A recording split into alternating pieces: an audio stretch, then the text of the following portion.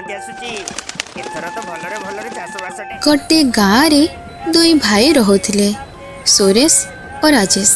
ଦୁଇ ଭାଇଙ୍କ ଭିତରେ ଭଲ ପାଇବା ଦେଖି ଗାଁରେ ସମସ୍ତେ ଖୁସି ହେଇଯାଉଥିଲେ। ଦୁଇ ଭାଇ ମଧ୍ୟରୁ ରାଜେଶ ବହୁତ ଈଶ୍ୱର ବିଶ୍ୱାସୀ ଓ ସୁରେଶ ବହୁତ ପରିଶ୍ରମୀ ଥିଲା। ଭାଇ ରାଜେଶ, ଆମ ବେପାର ବାଣିଜ୍ୟ ତ ଭଲ ଚାଲିଛି। ମୁଁ କ'ଣ ଭାବୁଥିଲି, ଗାଁର ଯେଉଁ ବଟଗଛ ମୂଳରେ ଜମି ବିକ୍ରି ଅଛି। ହଁ ହଁ, ଏ ଶଙ୍କରା ଭାଇ ତା ଝିଅ ବାହାଘର ପାଇଁ ବିକ୍ରି କରୁଛି ବୋଲି ମୁଁ ଶୁଣିଛି। ତାହେଲେ କ'ଣ କହୁଛୁ, ସେ ଜମିଟା ଆମେ କିଣି ନେବା? ପାଖ ଜମିଟା କିଣି ନେଲେ ଭଲ ହୁଅନ୍ତା। ରାଜେଶ ଆଉ ସୁରେଶ ଚାହୁଁଥିଲେ ଏବେ ତାଙ୍କର ବେପାର ବାଣିଜ୍ୟକୁ ବନ୍ଦ କରି ଗାଁରେ ଚାଷ କାମ କରି ବାକି ଜୀବନ କଟେଇବାକୁ। ସେଥିପାଇଁ ସେମାନେ ଚାଲିଲେ ଶଙ୍କର ପାଖକୁ ଜମି କିଣିବା ପାଇଁ।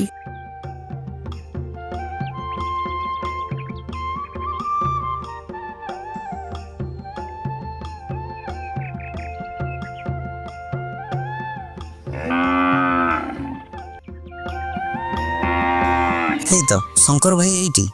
ହରେ କୃଷ୍ଣ, କେମିତି ଅଛ ଶଙ୍କର ଭାଇ? ଆରେ ଏ ତୁମେ ଦୁଇ ଭାଇ ବାହାରୁ କେବେ ଆସିଲ? ଏଇ ତ ଆଜି ସକାଳୁ ଆସି ପହଞ୍ଚିଲେ। ଭଲ କଥା। ଆଉ ସବୁ ଭଲ ତ? ତୁମ ଦୁଇ ଭାଇଙ୍କର ବେପାର କେମିତି ଚାଲିଛି? ଭଗବାନଙ୍କ କୃପାରୁ ସବୁ ଠିକ୍ ଠାକ୍ ଚାଲିଛି ଭାଇ, କିଛି ଅସୁବିଧା ନାହିଁ। ଭଲ ଭଲ ଭଲ। ଆଉ ମୁଁ ଶୁଣିବାକୁ ପାଇଲି, ଝିଅ ବାହାଘର ପାଇଁ ଗାଁ ମୁଣ୍ଡର ଜମିଟା ତମେ ବିକ୍ରି କରିଦଉଛ? ହଁ, ଭାବୁଛି ସେ ଖଣ୍ଡକ ଜମିକୁ ବିକ୍ରି କରିଦେଇ ଝିଅ ବାହାଘରଟା ଭଲରେ ଭଲରେ ମୁଁ ଉଠେଇଦେବି। ହେଇ ଦେଖ, ଭଗବାନଙ୍କର କେତେ ଲୀଳା। ତମେ ଜମିକୁ ବିକ୍ରି କରିବା ପାଇଁ ଲୋକ ଖୋଜିବା ଦରକାର ନାହିଁ, ଆମେ ସେ ଜମିକୁ କିଣିବା ପାଇଁ ଆସିଛୁ। ହଁ ଶଙ୍କର ଭାଇ, ତ ଜମିର ଦାମ ଯାହା ତୁ କହ, ଆମେ ସେଟା କିଣି ନେବୁ। ଏବେ ସୁରେଶ ଆଉ ରାଜେଶ ସେ ଜମିକୁ ଶଙ୍କର ପାଖରୁ କିଣି ନିଅନ୍ତି।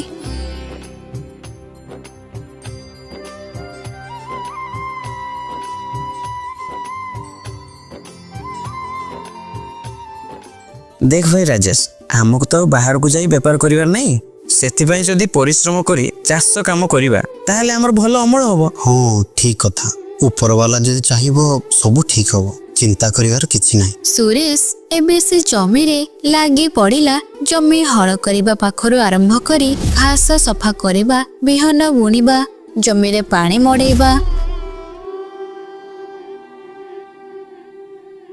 और राजेश सबुबले मंदिर को जाई प्रार्थना करुथाए।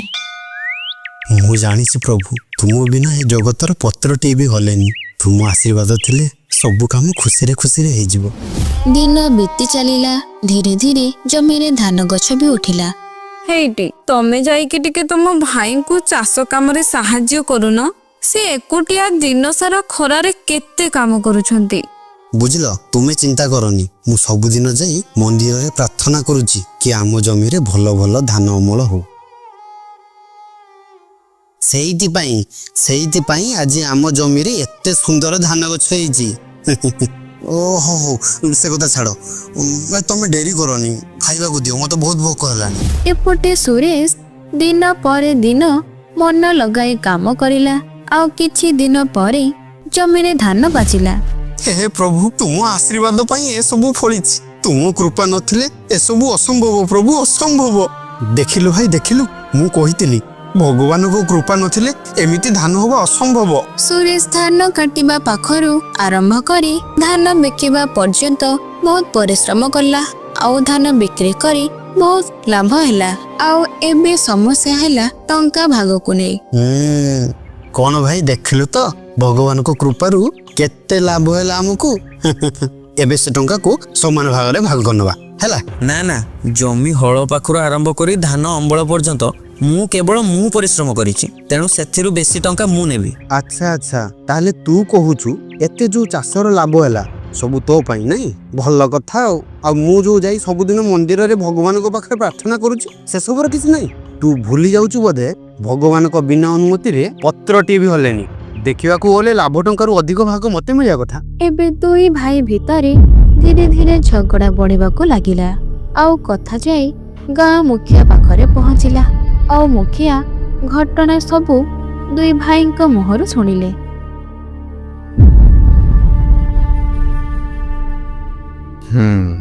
ସବୁ ଶୁଣିଲି ଆଉ ବୁଝିଲି। ଏବେ ମୁଁ ଯାହା କହୁଛି କର। ତୁମ ଦୁଇ ଜଣଙ୍କୁ ମୁଁ ଗୋଟିଏ କାମ ଦଉଛି। ତୁମ ଦୁଇ ଜଣଙ୍କ ଭିତରୁ ଯିଏ ସେ କାମ କରିପାରିବ ସେ ହିଁ ଲାଭରୁ ଅଧିକ ଟଙ୍କା ନବ। ଏବେ କୁହ, ତମେ ଦୁଇ ଜଣ ମୋ କଥାରେ ରାଜି ତ? ହଁ ହଁ ନିଶ୍ଚିତ। ଆଜ୍ଞା ଆଜ୍ଞା ଆମେ ରାଜି ଅଛୁ। ହେଇ ଦେଖ, ସେଇଠି ମୋର 2ଟି ବୁରାରେ ଗୋଡ଼ି ମିଶା ଧାନ ଅଛି। ତାକୁ ତମେ ଦୁଇ ଜଣ ଆଜି ନେଇଯାଅ, ଆଉ ଘରେ ଯାଇ ସେ ଧାନରୁ ଗୁଡ଼ିକୁ ଅଲଗା କରିଦିଅ। ଆଉ ତାପରେ କାଲି ସକାଳେ ମୋ ପାଖକୁ ନେଇ ଆସିବ। ଦେଲେ ମୁଁ ମୋ ନିଷ୍ପତ୍ତି ଜଣେଇବି। ଠିକ୍ ଅଛି? ଏବେ ସୁରେଶ ସେ ବୁରାକୁ ନେଇ ଘରକୁ ଚାଲିଲା ଆଉ ରାଜେଶ ସେ ବୁରାକୁ ନେଇ ମନ୍ଦିରକୁ ଚାଲିଲା।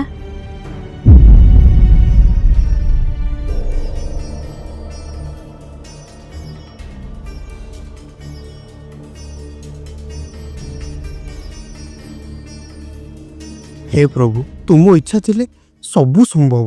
ସବୁ ତୁମ ଉପରେ ଛାଡ଼ିଦେଲି ପ୍ରଭୁ, ସବୁ ତୁମ ଉପରେ ଛାଡ଼ିଦେଲି। ଆଉ ସୁରେଶ ଘରେ ଯାଏ ଧାନରୁ ଗୋଡ଼ି ମାଟି ଅଲଗା କରିବା ପାଇଁ ଲାଗିଗଲା। ଦେଖୁ ଦେଖୁ ଦିନରୁ ରାତି ହେଇଗଲା। ଇଏ କ'ଣ ସୁନା ମୁଦ୍ରା? ସୁରେଶ ଆଶ୍ଚର୍ଯ୍ୟ ହେଇଗଲା ଆଉ ଭାବିଲା କାଲି ସକାଳ ହେଲେ ଏ ଧାନ ସହ ସେ ସୁନା ମୁଦ୍ରାକୁ ନେଇ ଜମିଦାର ପାଖରେ ଦେଇଦେବ। ଆଉ ଏପଟେ ରାଜେଶ ମୁଣ୍ଡ ପାଖରେ ଧାନ ବୁରା ରଖି ଭଗବାନ ଭରସାରେ ଶୋଇଗଲା।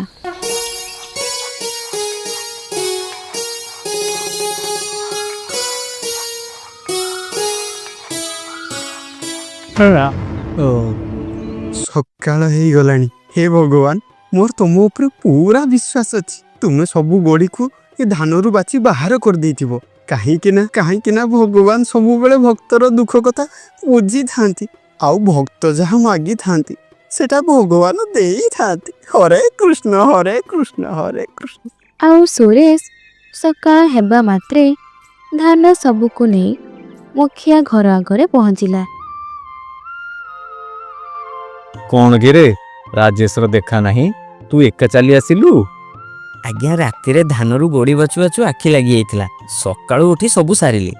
ଭାବିଲି କୁଆଡ଼େ ମୋର ଡେରି ହେଇଯିବ, ସେଇଥିପାଇଁ ପଳେଇ ଆସିଲି ଆଉ।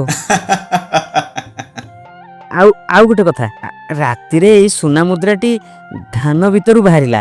ଆଜ୍ଞା ଏଇ ନିଅନ୍ତୁ। ହଉ, ଦେଖିବା ରାଜେଶ ଏବେ କ'ଣ କରୁଛି। ଦେଲେ ଯାଇ ମୁଁ ବିଚାର କରିବି। ସୁରେଶ ନିଦରୁ ଉଠି ବୁରା ଧରି ମୁଖିଆ ପାଖକୁ ଆସିଲା।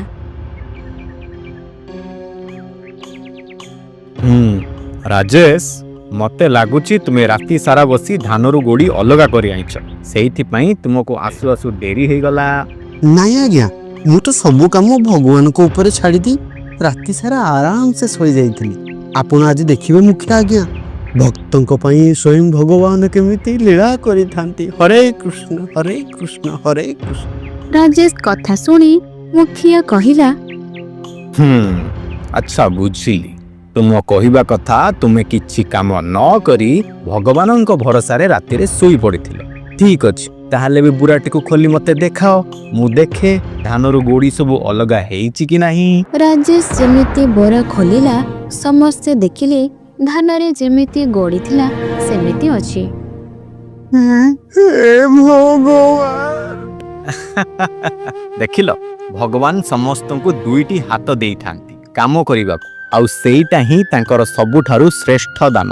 ଆଉ ଭଗବାନ ତାଙ୍କୁ ହିଁ ଆଶୀର୍ବାଦ ଦେଇଥାନ୍ତି ଯିଏ ପରିଶ୍ରମ କରିଥାନ୍ତି। ବୁଝିଲ?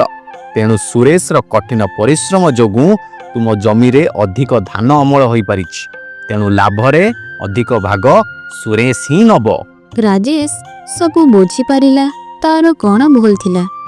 ରାଜେଶ, ତୁମେ ଯଦି ସୁରେଶ ସହିତ ମିଶି ତାକୁ ସାହାଯ୍ୟ କରିଥାନ୍ତ, ତାହେଲେ ତୁମେ ଆହୁରି ଅଧିକ ଧାନ ଅମଳ କରିପାରିଥାନ୍ତ। ଆଉ ସେଇ ଦିନଠୁ ରାଜେଶ ଆଉ ସୁରେଶ ମିଶି ଚାଷ କାମ କରିବା ଆରମ୍ଭ କଲେ। ଆଉ ସେଇ ବର୍ଷ ତାଙ୍କ ଧାନ ଅମଳ ବହୁତ ଭଲ ହେଲା। ଆଉ ଲାଭ ଟଙ୍କା ଭାଗ ବାଣ୍ଟରେ ବି କିଛି ଅସୁବିଧା ହେଲାନି।